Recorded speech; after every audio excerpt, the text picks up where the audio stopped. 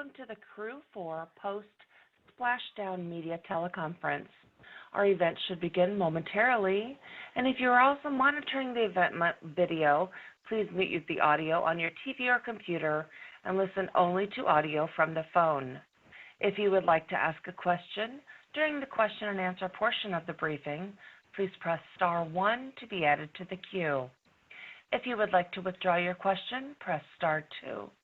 And do not use your speakerphone when you're asking your question. And thank you. You may begin. All right, thank you, everybody, and welcome to our Return to Earth telecon. We're here from NASA's Johnson Space Center. We just had the Crew-4 astronauts aboard Dragon safely splash down off the coast of Jacksonville, Florida. They splashed down at 4:55 p.m. Eastern Time. NASA astronauts Bob Hines, Kjell Lindgren, and Jessica Watkins, and ESA astronaut Samantha Cristoforetti. Here we have some of the leadership from both NASA and SpaceX to offer opening remarks and then take questions from media. As you just heard, use the star 1 to get in the queue if you want to ask a question. Joining us today, we have Steve Stitch, manager of the Commercial Crew Program from NASA's Kennedy Space Center in Florida, Joel Montalbano, manager of the International Space Station Program here at NASA's Johnson Space Center in Houston, and Sarah Walker, director of Dragon Mission Management at SpaceX.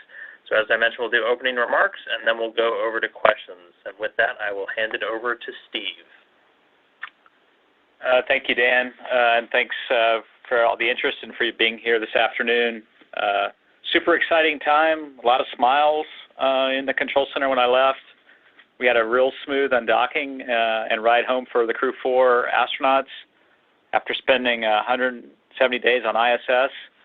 The whole undock, back away from the space station, the deorbit entry and landing were all very nominal, as was the recovery. The entire team did a great job. It was our shortest return to date from undock to landing, just under 5 hours. We landed off the coast of Jacksonville at about 4:55 Eastern, which was our target. The winds and seas were well within limits, about 6 knots of wind and 3-foot seas, so it was a great day to come home. These crew handovers for us and commercial crew and for Joel and ISS are really a busy time. It was just last week on October 5th that we launched Crew-5. The crew's already hard at work on the space station. Joel and I got to talk to them yesterday, and they have all smiles still, and they're ready to get to work. And Kjell and the crew also had all smiles yesterday when we talked to them. I know these missions may seem easy, but they're really pretty challenging, and, can't thank our teams for all the hard work, the dedication, and the diligence required to make sure everything's right and ready to go for the missions. The crew's doing great. They got out of the vehicle, and they were smiling when they came out. They'll come back to Houston here tonight, except for Samantha.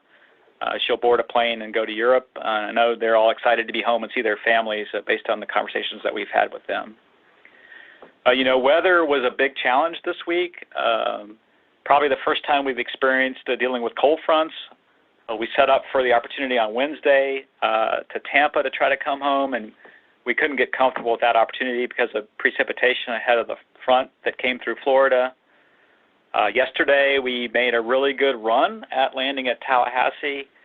We knew it would be a little bit difficult. The cold front had passed through, and we thought we wouldn't have any precip or high winds, and we just really couldn't get comfortable with the winds at landing, and so we took it down pretty close, and we decided to wave off before we got through depressing the vestibule and using some of the ISS consumables.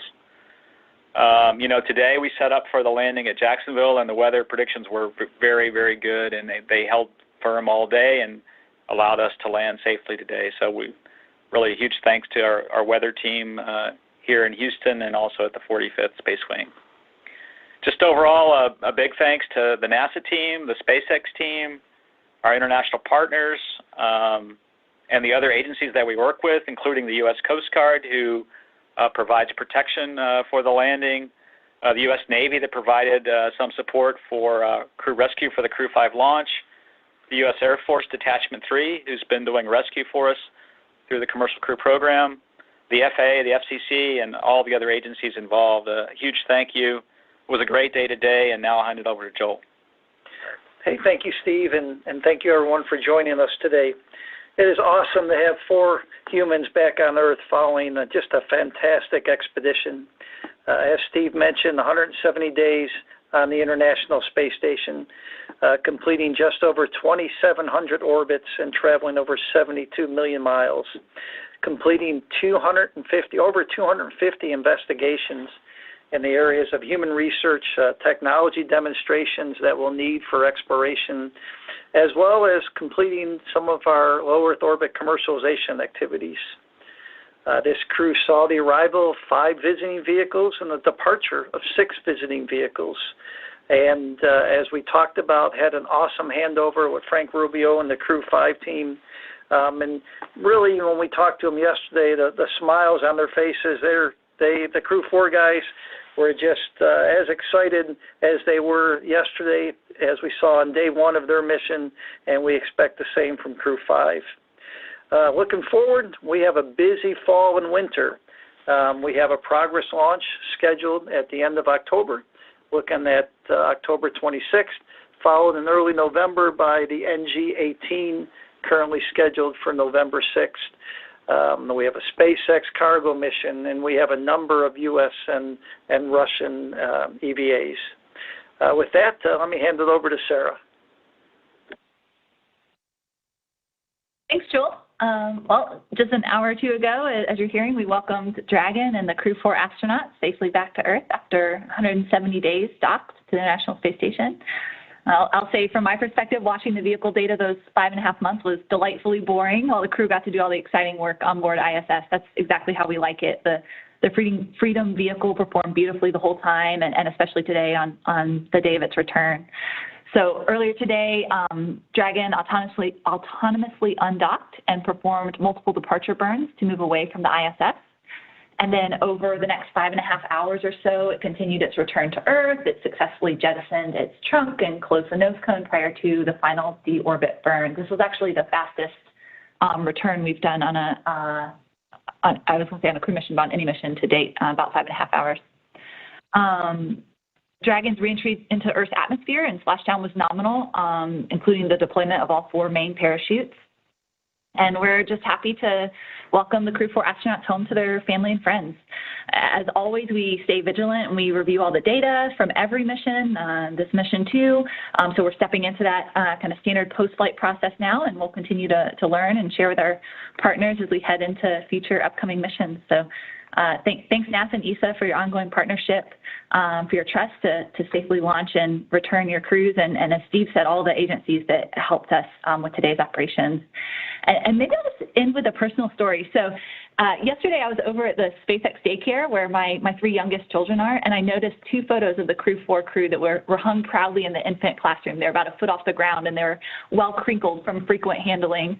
And I just love that Kjell, Bob, Jessica, and Samantha's faces are a part of their daily environment, right? So even the littlest among us can learn from and root for the astronauts that we at SpaceX are proud to serve. So Crew-4, we're glad you had such a productive and meaningful mission on board the space station, and we're all excited now to welcome you home. All right, thank you, Sarah. With that, we'll start our Q&A section. Again, reminder, if you want to ask a question, press *1 to get into the queue. We will start off with Russell Pounds and Pacific Rim Media. Russell? Oh, thanks, folks. And Sarah, great story about the kids enjoying the crew up there. My question today, I think, might be best for Joel. I'm calling from Alaska, and the question's about rural health care and telehealth. And I was curious what you've learned on the station that can support this area of medicine. Thanks. Hey, good question, Russell. You know, one of the things that we've been seeing a real increase on board the International Space Station is been the use of ultrasound by our doctors, looking at the different astronauts' organs and doing medical checks. And the cool thing is we're doing this all remote, right? So you have some guidance from the ground, but the astronauts on orbit, and you can use this for people in remote locations, right? We're just testing it on board space station, but it doesn't have to be in space. You can use this technology for any remote location, and we're in the process of fine-tuning it and getting better and better at this. But what it buys you is you don't have to have a medical doctor. You can just have a medical doctor at a hospital and then directing the patient and taking data. So one of the coolest things I think we're using on board the International Space Station. All right. Next up, we have Marvin Marshall with the Nighttime News Space Report. Marvin? Hi, my name is Marvin Marshall from the Nighttime News Space Report here on Twitch.tv. And now my question is for anyone who might know this. Are there any reports on first meals that were aboard Megan today for the crew? And do you guys know if the astronauts will get to see the Falcon 9 launch tonight if the plan holds? And thank you again. A huge congrats to SpaceX, NASA, ESA on another successful commercial crew mission. Yeah. Unfortunately, this is Steve. I don't know what they're going to eat on Megan. What their typical protocol is to be flown off the ship back to the Jacksonville airport, and then one of the first things that's done there is a series of what's called baseline data collections. And so what we're trying to learn from this baseline data collection is how the crew adapts from 0G back to Earth's gravity. And this is going to help us out as we talk about missions to the moon and Mars, is how the body readapts after a long period of time on another planet. And so that's one of the first things that happen. And then the plan for the crew after that is obviously to come back here to Houston, and then Samantha will fly in a plane to Europe. So unfortunately, I think they're going to miss the Falcon 9 launch tonight, but I know they'll be excited to be back here in Houston and start to do their recuperation and spend time with their families. All right. One more reminder, if you have a question, use *1 to get into the queue. Right now, we've just got one left, and so we'll go to Stephen Clark with Spaceflight Now. Stephen? I really appreciate y'all doing this for the splashdown. Congratulations. I think I have a couple, if I may. First, I think they're probably both for Sarah Walker, but Steve Stitch is welcome to chime in. First of all, for Crew 6, which spacecraft are you planning to use for that mission in your fleet? And also wanted to follow up on some questions earlier in the month, I think before the Crew 5 launch, about what you're doing at Pad 40 to prepare for crew and cargo missions. Can you add some color to that? What sort of infrastructure you're building out there, and where that stands in construction right now, and when it could be ready to support first cargo and then crew missions at Pad 40? Thanks. Yeah, I will see the second question about Pad 40. So yeah, we think it's a huge blessing that we have multiple launch sites to launch all of our vehicles from, and we think it'll be a huge upgrade to make Launch Complex 40 also cargo and crew capable of launching Dragon missions instead of just our satellite-faring missions. So yeah, we are going to build that capability as quickly as we can. I think sometime next year it should be ready, and you mentioned it exactly. We'll make sure that it is up and ready with all of the cargo certifications first, and then we'll partner closely with NASA to get through all the additional crew certifications. We're hopeful that it will be able to be used very soon in the next year or so, year or two for both. Yeah, and I'll follow on with Steve Stitch. Yeah, we are very excited about having the crew capability at Pad 40. Eventually, it'll look quite a bit like a typical, launch complex for a crew. It'll have a tower with an elevator so the crew can go up. It'll have a crew access arm. It'll have all the systems needed to support crew and the Dragon spacecraft. It has unique consumables that get topped off at the pad. When we do the dry dress or the exercise with the crew a few days before launch, the team goes in and replenishes oxygen and the nitrox and so forth. So that'll all be there. We're following along with SpaceX. So they've already done a series of design reviews for the various systems for that, and then we're excited this year to get a little bit more into the detailed design, and then for SpaceX to start construction. Let's see, the other question was relative to Crew 6. Crew 6 is going to fly the Endeavour spacecraft, and that flew on Demo 2 and Crew-4 and Axiom 1. And it is starting its processing at Dragonland. In fact, one of the first activities we're in the middle of here is getting the prop system checked out and getting some of the thrusters ready to install.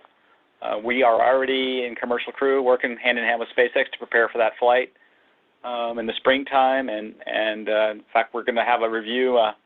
In Commercial Crew, we work very slowly. So Monday, we'll have a review to start working on Crew 6. But thanks for the question.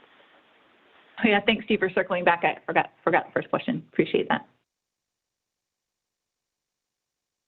All right, and it looks like I did get quick follow-ups. We'll go once more to Russell Pounds at Pacific Rim Media. Yeah, thanks. I think this one is for Sarah, but for anyone who has insight here, a lot of our reporting is targeted at elementary and middle school kids, and the question is, how do you overcome challenges and meet those high demands for that job that you have? Thanks. That's a tough question. Wow, that's a tough question. I think you take it a day at a time. I think you do your homework and prepare for the task at hand, and I think you rely on your team to support you. And if you have a team that is experts at all the different things that you need to accomplish the task, you'll succeed. Yeah, and let's see, in Commercial Crew, we have our calendar contest where children can we have different age groups that they can draw a picture that represents their favorite, space adventure or space launch, favorite space vehicle. So we have that open in CCP through the end of October, I think. And then, I would say my personal story probably is I did get interested in space when I was, in elementary and middle school. I read all the books in our real small Catholic school of what I could get my hands on the space program, and I was probably a space nerd, and NASA really motivated me. And hopefully what we're doing now with flying our crews to the space station and with SpaceX on Dragon, and very soon Boeing, and then the activities on space station are really motivating the kids out there to go pursue fields in math and science. When I get to meet some young kids, they're remarkable today, and they're able to do things that is pretty amazing. And when they have the right motivation and passion for what they're doing, they'll be successful. Yeah, this has got to be the coolest time ever to be a kid. You guys have never known a time when humans were not actively in space. I think, Joel, the space station's had continuous human presence for 21 years now, which is just incredible. So there's so much opportunity that's just waiting for you guys to discover. All right. We'll do one more follow-up from Marvin at Nighttime News Space Report, and then we'll call it a day. Marvin? Hi, thank you again. Marvin Marshall here, again from the Nighttime News Space Report. Now, I noticed there were some pretty impressive times there on recovery today. I think it looked like, roughly, 30 minutes, after splashdown, we were already, getting the capsule on the boat here. What was the planned time, if you guys had one, for how quick you wanted to get everybody on the boat here? And then, moving along here, do you guys see, I know SpaceX is always improving. Do you guys see, how much room for improvement do we have, moving forward here to get crew on boats in the future here? Thank you again. Yeah, it is a fast operation. That was a pretty standard timeline for us, and those teams have a lot of training before the day of. They run through these operations over and over, and there's a number of assets out there that they're managing to ensure we can get to the crew quickly and safely and get the vehicle on board. That was a pretty standard recovery operation, I think.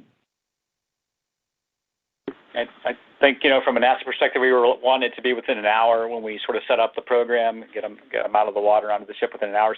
SpaceX is certainly doing a great job on all their flights, whether it be crew or cargo. I think today is probably, I didn't really time it, but it was probably 30 minutes or less, so it was great.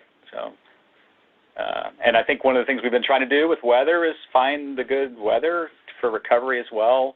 One of the factors really is to have nice, smooth sea states, which today we did have, and then relatively benign wind, which was true today, and then it was really a great day for the recovery team to do their jobs and do a great job of getting the crew out of the water. All right, and that'll do it for our questions today. So thank you to our briefers, Steve, Joel, and Sarah, and thanks for everyone for tuning in, and to media who submitted their questions as we welcome home Bob, Kjell, Jessica, and Samantha. They're going to be making their way to Houston, so be sure to tune in to NASA's social media for any images of their homecoming. And we will be having an event and a media availability with the crew in about a week's time, so stay tuned, and you can head over to nasa.gov for updates on timing for that. So once more, thanks everybody. Welcome home, Crew-4. That'll wrap it for us. Everyone go off and enjoy your weekend. Thanks. And this does conclude today's conference. You may disconnect at this time.